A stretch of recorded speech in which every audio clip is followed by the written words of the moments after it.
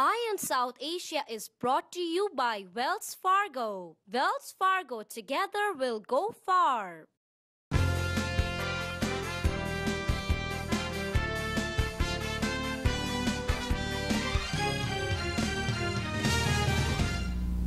Welcome back to Eye on South Asia. So Neil, regarding the Rajat Gupta case, he actually has several big names that have thrown his support behind him. Yeah, it's been continuing for a little while. Earlier it was from India, and now we have from US, as big as it can ever get. Mm-hmm. You have Bill Gates, co-founder of Microsoft, and a very highly respected person. You know, one cannot even second guess his commitment, his honesty, his integrity. Right. Then you have the former Secretary General to United Nations, Kofi Annan. I mean, these people have, as they say, thrown their weight behind Rajat Gupta, who is coming week, 24th of October, supposed to be sentenced by a judge. And I believe these people are believed to have written letters to the judge with their own personal opinion. Mm-hmm. Just before the timing when the decision for this sentencing is about to come in. This is quite strong position, and this is quite, I think, significant from timing point of view for Rajat, because he's clearly established as the most influential Indian corporate officer in North America. There is no question about it. Right. He has been extremely helpful in many ways to build India or India's image and relationships, whether it is in Washington DC or in New Delhi. Mm-hmm. But I guess it's just that the way timing wise, and it has fallen into, he has fallen for it, is the last 4 years they're all into the cleaning process, and anything that looks, even if it is an appearance of internal trading, mm-hmm. you are in trouble. And that's where he got. Mm-hmm. Preet Bharara got him right there. And I mean, Gates wrote in the letter which have been released just before the sentencing, I know most personally that the poor of the world have profoundly capable and articulate advocate in Rajat Gupta. Right. This is a big statement. And then you have another statement from Gates. So he says he was not in a position to comment on any of the particulars of the case, but he wanted to lend his voice to round Rajat's profile, basically explaining his character. Mm-hmm. Yeah, Anand also in his letter was talking about, he wanted to urge the recognition for Raja for the good that he's done to the world, and give all the credit that he deserves, mm-hmm. For helping others, and take into account the efforts that he has taken to improve lives. So in the end, I mean, does it seem to actually affect the sentence? We'll see that in regards to what his full sentencing would have been. Very interestingly, next week we will find out. Yes. What's going to happen. It's a very much awaited sentencing or decision or judgment that is going to come out right in our backyard. Exactly. We had probably the only NRI to become the member of parliament in India. Mm-hmm. Our own Madhu Yaski, who was here. He typically comes here every few months for one or the other reason, because he is the voice of non-resident Indians in the parliament. Right. Very influential member of parliament from Telangana, and sometimes in polite words people even mention that to be the next chief minister of Telangana if they were to make it a state. Mm-hmm. And he very clearly said in a private gathering, there were about 40-50 people, mostly from Andhra Pradesh, that it is a matter of time that Telangana will be an independent state, and it should be, according to him. Mm-hmm. And he thinks the government had promised it, and government should give it, even though it is his own government in the center that has to make a decision. Right. The beauty about Madhu is he's a very vocal person. He can stand up on any issue, and they could be bipartisan, and his argument will not go in for or against his own party if it is based on, he's always based on facts. Exactly. And Madhu has been also very helpful to the community, because he has got a law firm. Actually, he humorously mentioned that he doesn't draw any salary in India. His paycheck still comes from his law firm based out of New York. Uh-huh. And his firm has been extremely helpful to the community, especially in women battering, women abuse, marriages, even other litigation matters, immigration matters. and he offered a similar help out of India because his firm also has a base in India. He was very happy to offer that service, sometimes even pro bono. Very nice of him to say that. And he really feels that the non-resident Indians have played a very significant role. You look at today, the remittances to India are crossing $67 billion. Exactly. So and that makes India very strong financially and economically overall. And that's why he says that the relationship between India and America is very significant. One is the oldest democracy, one is the largest democracy. Regardless of how you see it, these two democracies have a major role to play. That's what he was talking about. And he actually, during this trip, also went to Washington, D.C. and met with the Secretary of State and took up the most talked about immigration issues. The way H1 and L1 visas are constantly into trouble. Right, and we'll actually have more on that a little later in our story of H1B visas. And coming back to big news in India, the Gandhi family, Sonia Gandhi, is kind of in hot water over the past week. Yep. And we have a politician that has come after her family very strongly. It's Arvind Kejriwal, and he has leveled several allegations against her son-in-law, Robert Vadra. And this is about him purchasing several real estate properties and land across the country, and mainly in Haryana, Rajasthan, and New Delhi areas over the past 4 years. And somehow he's grown a lot of his wealth over the past 4 years. It's just multiplied. And he's saying, you know, where did he get these loans from to purchase all of these properties? Where does his income come from? All of these questions are being thrown at this family, essentially. You know, Kejriwal is not necessarily yet to be called a politician. He is the conscience keeper, so at least he claims to be, for the nation. And he is the one who started this political party from the group that came out of Anna Hazare's group.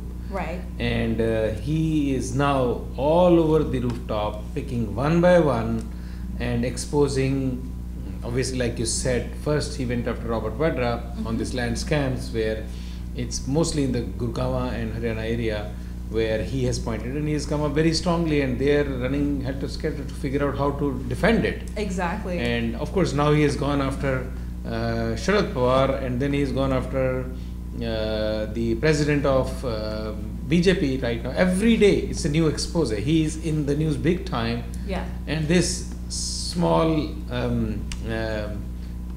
small body, I would call him. He's not even a huge person. He's not backed by huge powers to be. He's not a very rich guy. But it seems that he's got that courage to stand up and speak the truth with such conviction. I don't know who his sources are. I'm sure there are people who are helping him out and giving him the tips, and then he takes them and goes and exposes it. In fact, he Well, a went lot after of his the sources are consistent with the BJP side as well. And as you mentioned, you know, when it comes to him and having these convictions, he essentially is asking all these questions. And these are very legitimate questions. And really, when it comes to the Gandhi family in Congress, so many scams have been coming off one after another, and it has kind of weakened their image. And when these questions are brought up now, in case of corruption, there is a big issue right now. One is pointing at this way, the other person is pointing at this way. They're all pointing at each other, and here is in the middle of it Arvind Kejriwal, who has got a party which is called India Against Corruption, IAC. Exactly. That is his movement that he has started. Unbelievable guy. I hope he can sustain it for long and get the real support from the rest of the country. Exactly. And we hope that answers will come out of this too.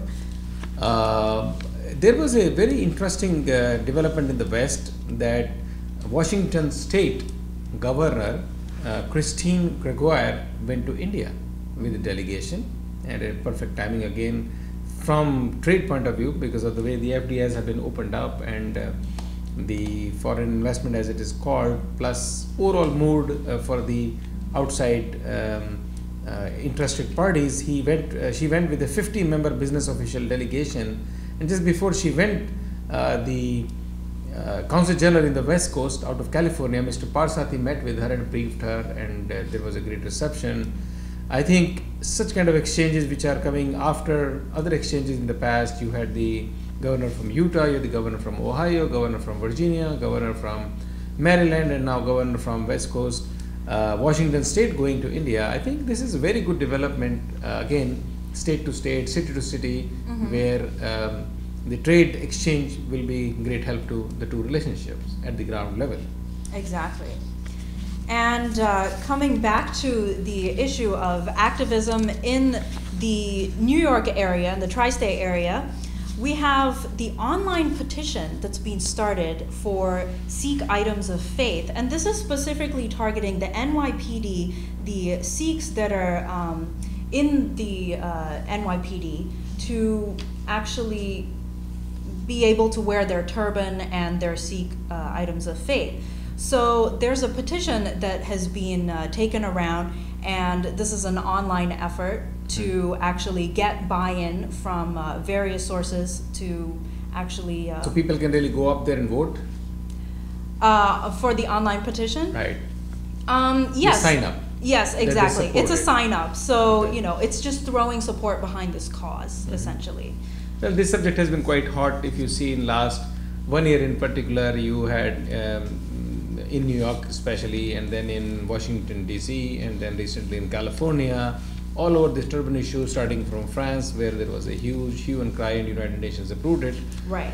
So there is this issue of turban, I think, and then leading to what happened unfortunately in Wisconsin, where 5 important people lost their lives. Exactly, and this was kind of a response to that, you know, where certain rules have been changed. You know, they really want to tighten down on this issue and make sure that they have the rights that they deserve. And everybody has a right to live as per their faith. Whatever works for them, they should be allowed to do so. I don't know what is the issue. Sikhs have been wearing turbans and defending different parts of the world all over. You look at Canada, look at France, look at Germany, look at Britain, look at India. I mean, Sikhs have been in the defense forces, armed forces all over. So nobody has an issue about it when you're defending the nation. I guess, you know, everybody has a right to their own faith and whatever is part of that faith, whether it's a turban or it is anything else or a beard. I don't know why anybody should have an issue with that. I think it is the last traces of Osama bin's memories which come to haunt, but I guess Sikhs have a right to do whatever they want to do. Absolutely, especially when it comes to religion, and that expression, I think it should be left alone. You know, exactly people true. should have the freedom. All right, so here's some great news in the Indian community. The Doctors Patel, Kiran and Dr. Pallavi Patel, they have donated to the University of South Florida, and get this, $12 million, and this is for their new college, the Patel College of Global Sustainability.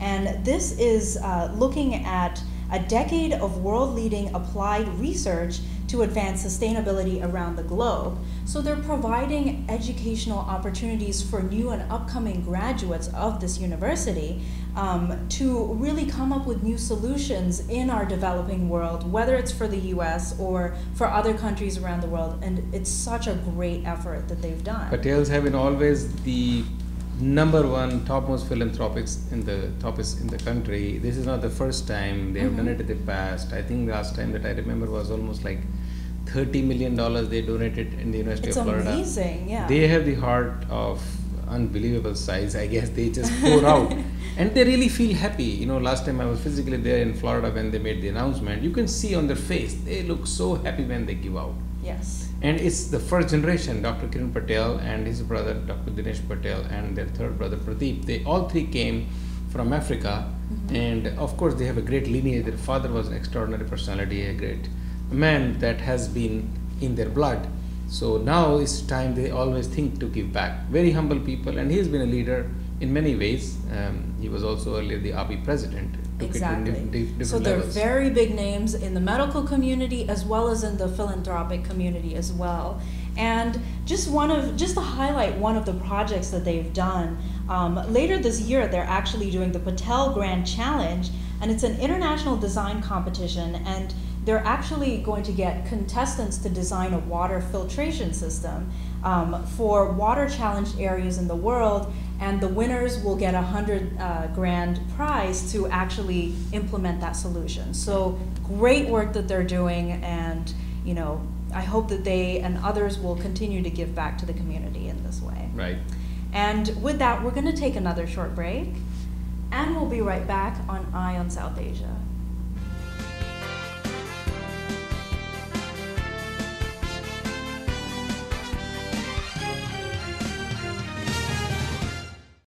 Eye on South Asia is brought to you by Wells Fargo. Wells Fargo, together we'll go far.